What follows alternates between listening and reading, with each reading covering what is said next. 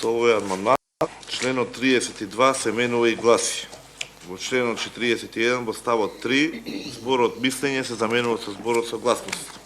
Во ставот 4 зборот мислење се заменува со зборот согласност и по првата реченица се додаваат две нови реченици кои гласат: одлуката за согласност во единиците за локална самоуправа ја носи советот на општината.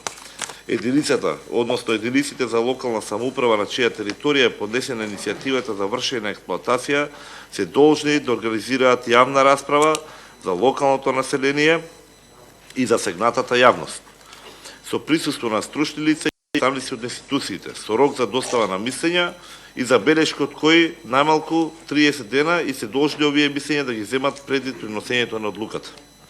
Во ставот 5, бројот 15 се заменува со бројот 30. Зборовите ставовите 3 и 4 се заменува со зборовите став 3. Зборот своје мислење се заменува со зборовите својата согласност. Зборот го се заменува со зборот ја и по првата реченица се додава нова реченица која гласи: органите од ставот 4 на овој член се должни својата согласност да ја дадат во рок од 60 дена, сметана од денот на приемот на барањето. Ставовите 6, 7 и 8 се бришат. Во ставот 9, кој станува став 6, зборот мислењата се заменува со зборот согласностите. Во ставот 10, кој станува став 7, по зборовите ставот 9 на овој член се додаваат зборовите во рок од 30 дена. Во ставот 11, кој станува став 8, по зборовите ставот 6 на овој член се додаваат зборовите во рок од 30 дена. Ставовите 12, 13 и 14 стануваат ставови 9, 10 и 11. Во ставот 15, кој станува став 12 пред зборот како, се додаваат зборовите на веб страната на владата и на Министерството за економија, на веб страните на општините на чија територија е концесијата за експлоатација и на официјалните профили на социјалните мрежи на владата, Министерството за економија и општините. Ставовите 16 и 17 стануваат ставови 11 и 14.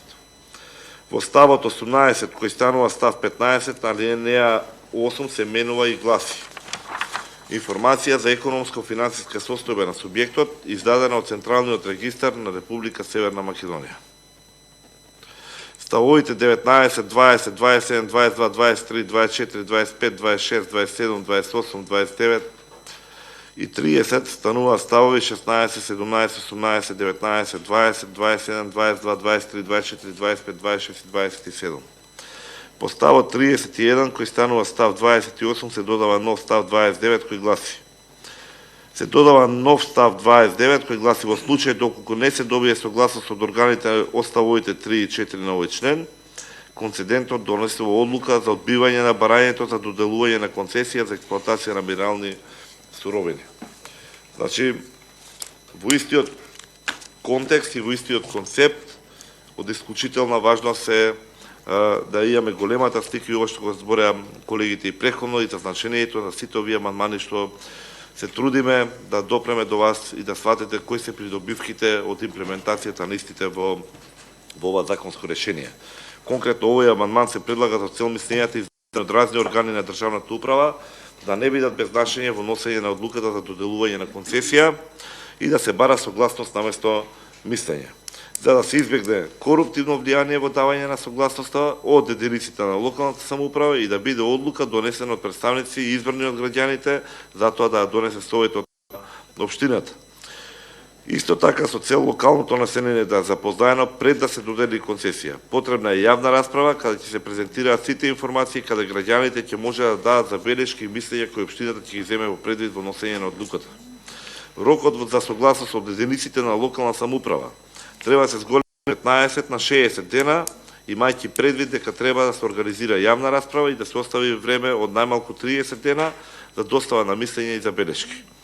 Добивање на согласност од сите надлежни органи на државната управа, како и од единицата, односно единиците на локалната самоуправа на чија територија е поднесено барање за добивање на концесија за детални геолошки истражувања од суштинско значење и не смее да биде игнорирано. Потребно е јасно дефинирање, ако не се добие согласност, барањето за проширување на концесија да се одбие.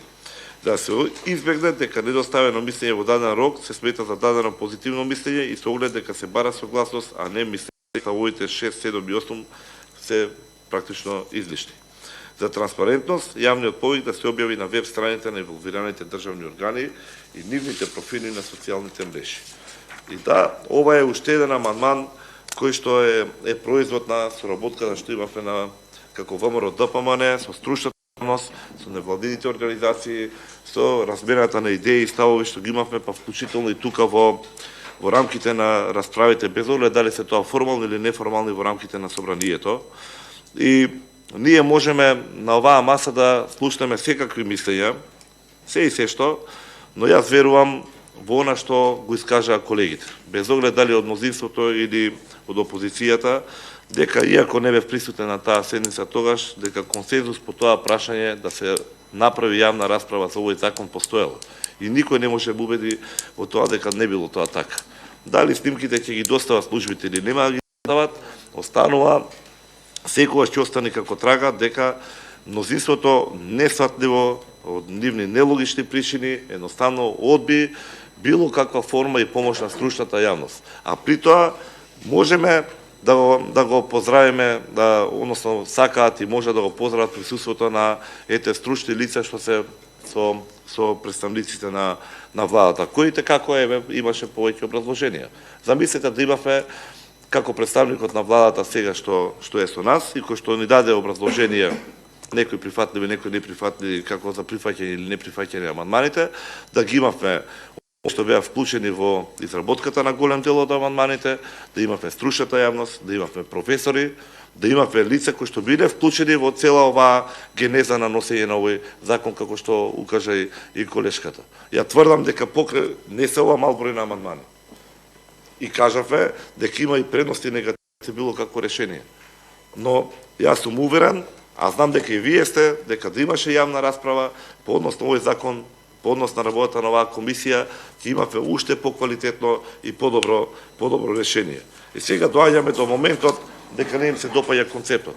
Ако оној што е предлагачот на законското решение не дозволува јавна расправа, самиот закон се разбира дека ќе биде против и јавните расправи понатаму во било кој дел од постапката за истражување или за издавање на концесија или било каде. Едноставно ќе ги искористи сите форми и начини од само ним познати причини за да се одолговли таа постапка, односно напротив да се централизира и да се заобиколат единиците на локалната самоуправа. И при тоа, јас верувам дека и представниците на мнозинството имале средби со исто граѓани, и со невладини организации и дека биле запознаени со амандманите. И може би и помогнали они учествувале во овие 10 амандмани што и ние грчевите овдека се обидуваме да биде по некој амандман плюс освоен. Неспорно е тоа. Но што ќе се случеше доколку ВМРО ДПМН не ги поднесеше овие амандмани? Дали ќе можеме да ги усвоиме тие 10 амандмани доколку ние не ги поднесевме? Дали доколку беа веќе договорени, направиле некои чекори на заедничка, се договориле за определен број на амандмани да бидат поднесени, дали закажувањето на седницата во петок, во доцните попладневни часови, не ги ограничи и колегите од мнозинството да ги спречат амандманите. Некој ради неприсуство тука, некој ради конференции, некој ради фамилиарни обврски така натаму. Немаше друг начин освен да ги поднесеме овие во неделя. Каква е таа грижа ако се грижиме ние толку за дали не е тоа изневерување токму на оние што начелно сте се договориле за нешто. И тоа е изигрување на договорот. И како ние да веруваме дека ова законско решение ќе се издаде други начини и форми што не се опфатени со амандманите, да бидат запознаени граѓаните, да биде запознаена јавноста и со јавноста и нивниот интерес да се биде заштитен. Океј. Нема проблем, ќе развиеме дискусија колку што требаме. Било каква форма на дискусија јас ја поддржувам, само доколку вроди со плод. Успееме ние да допреме до представниците на мнозинството, да најдеме начин или аргумент да се подпише. така е, да најдат начин да сватат суштината на овие амандмани, да сватат придобивките што ќе ги имаат и они како власт. На крајот на криштата со давањето на собственоста. Колега, Колеги, Има конкуренција. колеги, да. ви благодарам. Да се почитуваме меѓусебно. Конкуренција, нелојална. На крајот на криштата, самиот концепт на децентрализација на власта значи пренесување на ингеренциите на локалната самоуправа. Ова е споделување на одговорноста. Ваков пристап треба да го поддржи власт. Сега има апсолутна моќ во донесување на одлуката. Апсолутната моќ апсолутно коруптира. Дали има еден представник овдека што не се сложува со амандманите за давање на согласност од општините кои што се залагаат само со мислење да може да било кој од овдека по слободен избор да може да обвини дека токму коруптивниот момент е обременета извршната власт.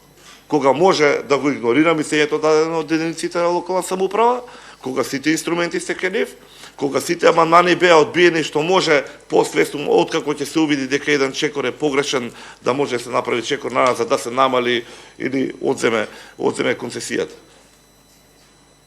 А јас тоа не би го сакал. Ако не ги ставиме работите во рамка, со јасно дефинирани правила, со јасно дефинирани одговорности, се разбира и јасно дефинирани казни што би следеле понатаму, тогаш моментите за импровизации се секогаш достапни, а импровизациите секогаш резултираат или со главоболка, или со корупција, или со криминал. Зошто да го ставиме тоа? Еве се обидувам да влезам во философијата на размислување на оние што не се сложуваат со амандманите. Велат немаме потреба да направиме јавна расправа во делот на истражувањето, луѓето не се директно загрозени од евентуален проблем со концесијата. Па еве да го уништиме и тој ризик, дека би можеле да бидат и дезинформирани. Зога не ги запознаеме, пазете, станува збор за период од еден ден, максимум 2, каде што би се одржала јавна расправа, каде што ќе бидат вклучени граѓаните, нивните представници во советите, каде што ќе бидат вклучени представници од извршната власт, од предметното министерство и се разбира инвеститорите. Зошто да не се разбие догмата и да бидат сите јасно запознаени што ќе се направи, да им се кажат фазите како се доаѓа до концесија, како доаѓа до имплементацијата на концесијата, како ќе се извршат ископите и така натаму. Нема ништо лошо во тоа, а ниту еден совет, ниту една општина, без од кога е водена, никогаш назад, сите помалку или повеќе имате искуства, некои директни, некои индиректни во локалната власт.